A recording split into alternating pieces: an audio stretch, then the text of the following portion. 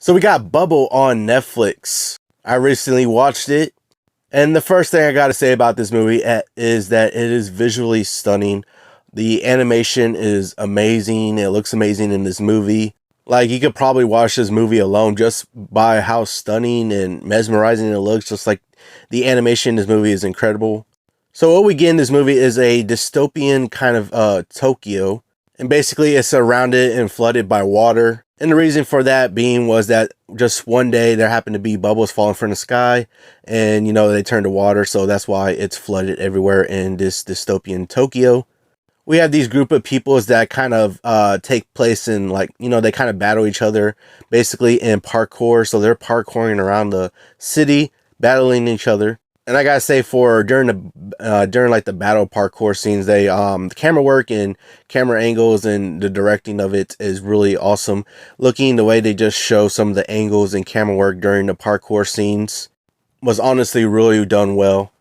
This movie was more of a light-hearted adventure, so if you're looking for something with some action, you're not really going to get it. The main kind of action you'll probably get is just the parkour scenes, but this was really more of a light-hearted kind of adventure kind of movie.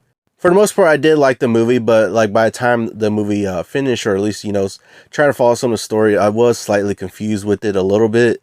It had the potential to be a really great story, but like some parts were just kind of confusing a little bit, and like it didn't fully develop into a really great story. Like there's some parts here and there that has great story going on, but overall it was just a little slightly confusing, and just had the potential there to be a really great story. But just overall it was really well done overall, but like just some parts and trying to get the story down, it felt a little bit just slightly dropped the ball on the story. But nonetheless, it was still visually stunning to watch this movie. The animation was mesmerizing and stunning to watch. So if you're looking for something that is, you would like to see the animation that's like visually stunning animation, kind of lighthearted adventure kind of story, then this one you might actually enjoy. Like I said, I did enjoy it for the most part, but it was just the story-wise, it had potential to be a really great story. Just didn't really fully develop into that great story. So I was left slightly confused by the end of it. Yeah, but like I said again, the biggest takeaway from this movie is going to be the visuals, the animation. It was honestly stunning and mesmerizing.